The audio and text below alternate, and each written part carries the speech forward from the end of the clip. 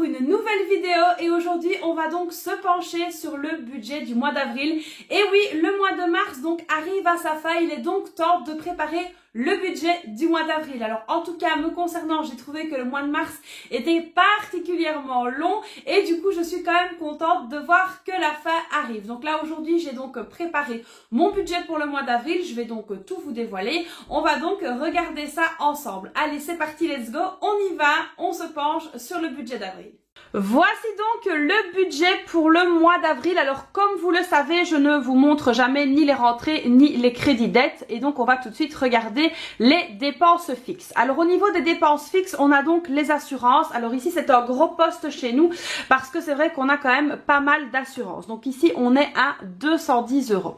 Ensuite Proximus. Alors Proximus, qu'est-ce que c'est? C'est un petit peu comme SFR et tout ça, donc c'est ici en Belgique, mais nous ça reprend vraiment l'entièreté de nos abonnements, à savoir les téléphones portables, Netflix, le téléphone fixe à la maison, la télévision, internet, etc. Alors avec les téléphones portables, on a donc des abonnements qui sont donc liés pour qu'on puisse avoir des téléphones de marque, voilà, de qualité, etc. Donc on les paye en même temps que les abonnements de téléphone. Je ne sais pas si vous comprenez un petit peu ce que je veux dire. On va dire que ce sont donc des offres conjointes. Alors là ça a un petit peu augmenté parce que sur le téléphone de mon mari, il y a donc une assurance qui est comprise dedans. Donc on est donc à 190 € par mois. Alors je sais c'est excessif, il faut que je revoie un petit peu mon abonnement à moi pour faire diminuer un petit peu ce montant là. Alors ensuite au niveau du gaz, on est à 22,75 €. Au niveau de l'électricité, on est donc à 32,10 €. Alors c'est vrai que nous ne payons pas beaucoup grâce aux panneaux photovoltaïques, ça je l'avais déjà expliqué dans une précédente vidéo.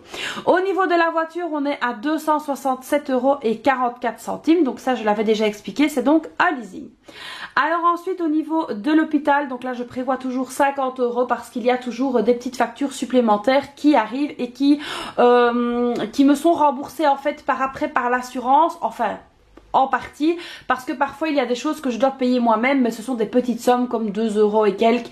Et donc ici voilà, je prévois toujours au moins 50 €, comme ça je n'ai pas de mauvaise surprise, je paye la facture dès qu'elle arrive et j'attends le remboursement de l'assurance et de la mutuelle. Mais bon, comme ça au moins je suis sûre que la facture est payée, que je n'ai pas de frais de retard ou de frais de rappel. Alors ensuite évidemment il y a donc la provision de charge. Là concernant la provision, on est à 171,55 €. Au niveau donc des dépenses fixes, nous sommes donc à 943,79 €. Au niveau maintenant des dépenses variables, alors j'ai écrit midi, mais là pour le coup pour le mois de Ramadan ce ne sera pas midi, mais on va dire que c'est un petit peu de l'argent que mon mari fait donc ce qu'il veut avec, comme nettoyer la voiture, voilà, s'acheter un magazine ou quelque chose comme ça. Donc ici il aura quand même ses 30 €. 15 € ici pour le parking, donc ça vous l'avez compris, c'est donc pour l'hôpital. Et par contre au niveau du carburant, là on a dû augmenter, donc ce sera 200 € pour le mois. Nous sommes donc ici à un total de 245 €. Ensuite concernant maintenant les enveloppes, alors là ici au niveau de l'alimentation, vu toutes les augmentations qu'il y a, j'ai augmenté à 600 €. Je n'ai pas eu vraiment le choix en fait, parce que je me suis rendu compte que les 500 €, donc avec les 100 € par semaine, c'était un petit peu short, même si j'arrivais à m'en sortir. Mais voilà, donc j'ai préféré prendre la sécurité, d'autant plus que durant le mois de Ramadan on sera sûrement un adulte de plus à la maison, donc du coup il vaut mieux prévenir que guérir. Donc voilà, j'ai préféré donc mettre 600 €.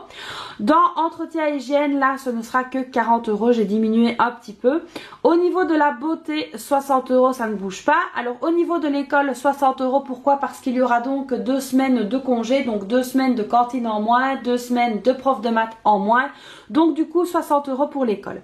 Au niveau de la santé, là j'ai mis 70 €. Alors vous êtes beaucoup à me poser la question, à me dire oh, mais Christelle, la santé, quand tu vas chercher des médicaments, tout n'est pas remboursé. Eh bien non, tout ce que je prends n'est pas remboursé. Il y a des médicaments qui ne sont même pas remboursés du tout, donc je dois les sortir de ma poche, voilà, ce qui est un petit peu aberrant, mais bon c'est comme ça ici en Belgique. Tout ce qui est homéopathie etc n'est quasiment pas pris en charge, enfin une partie est pris en charge mais pas tout, voilà, et les médicaments sans prescription ne sont quant à eux quasiment pas pris en charge. J'ai quand même la chance d'avoir l'occasion que ma pharmacie est une très très bonne pharmacie et que du coup je peux donc avoir des pourcents, donc ça fait du bien évidemment au budget. Alors ensuite au niveau de la maison, donc là j'ai prévu 25 € à mettre dans l'enveloppe. Ensuite au niveau des sorties j'ai mis 70 €. Au niveau du divers 50 € et au niveau des vêtements 50 €, ce qui fait donc un total de 1025 € pour mes enveloppes. Alors évidemment, une fois qu'on enlève les dépenses fixes, les enveloppes et les dépenses variables, ainsi que les crédits dettes, nous arrivons donc à un restant de 441,84 € à dispatcher au niveau de l'épargne. Alors comment est-ce qu'on va dispatcher tout ça? Tout simplement ici au niveau des anniversaires, on va revenir mettre les 30 € dans l'enveloppe. Au niveau de la rentrée, 25 €, 30 € au niveau des fêtes. Là par contre ici au niveau du ramadan, je vais revenir mettre 90 € dans l'enveloppe, c'est plus que ce que je mets d'habitude, mais au moins je suis sûre de pouvoir voir arriver sereinement que ce soit la fête de l'Aïd ou la fin du ramadan, donc tranquillement.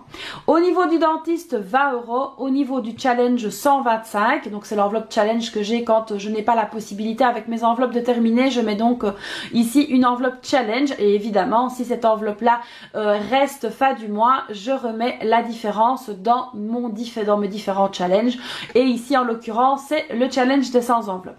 J'ai évidemment laissé un secours, comme je fais tous les mois, de 121,84 €. Alors quand on additionne le tout, on arrive bien à 441,84 €.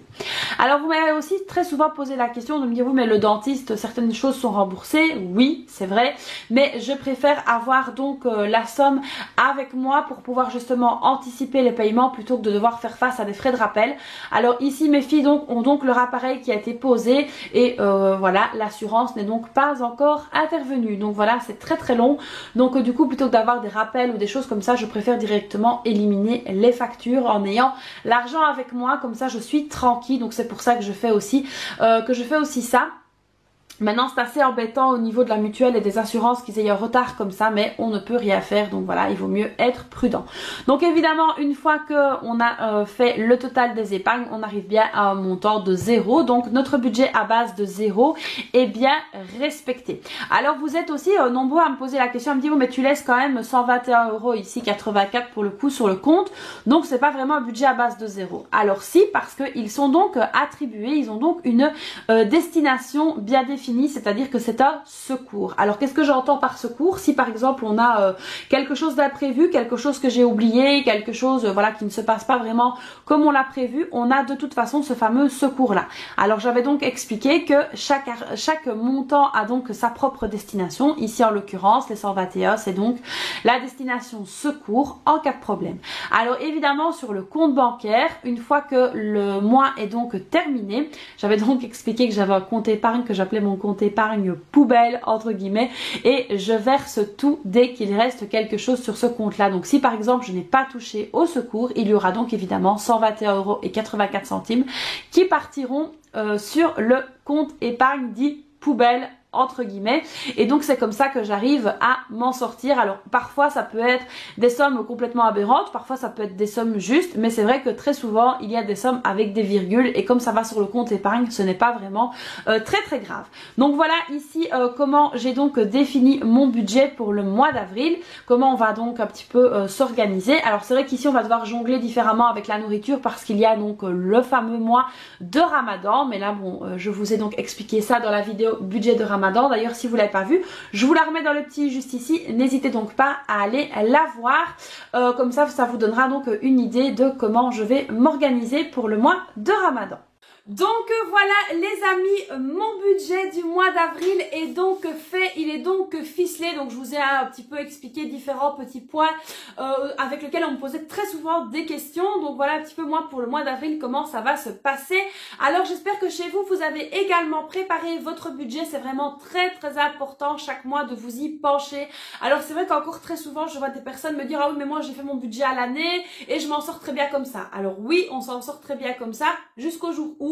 Et donc c'est vrai que c'est très très bien de mettre le nez dans ses finances le plus souvent possible. Alors évidemment ça ne doit pas être maladif, hein, on est bien d'accord, mais il est très important de jeter un œil à ses finances. Moi en tout cas pour pouvoir établir mon budget, ça me prend plusieurs jours en toute honnêteté, parce que ben voilà, je regarde, je compare, je réfléchis, est-ce que j'ai assez, est-ce que j'ai pas assez, je check évidemment avec mon agenda, est-ce qu'il va y avoir des congés ou pas. Donc ça c'est vraiment très très important de vous poser quand vous faites votre budget. Donc moi j'ai pris l'habitude de faire ça quand mes filles sont à l'école et là c'est vrai qu'on a eu quelques jours un petit peu rock'n'roll, donc du coup je faisais ça le soir, mais il faut vraiment être au calme et avoir vraiment toutes ces idées en place pour pouvoir le faire de manière concrète, de manière efficace et qu'il soit le mieux ficelé possible. Donc moi voilà pour mon budget pour ce mois d'avril. Donc évidemment, j'espère que vous, ça va bien se passer. En tout cas, moi, j'espère que ce mois-ci va bien se passer au niveau des économies, qu'on va pouvoir continuer à avancer.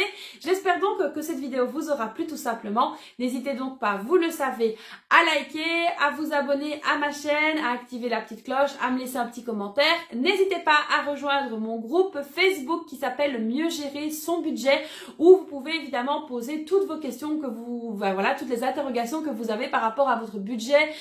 Vous nous posez des questions si vous avez des soucis, je sais pas moi, de mutuelle, de CAF ou des choses comme ça.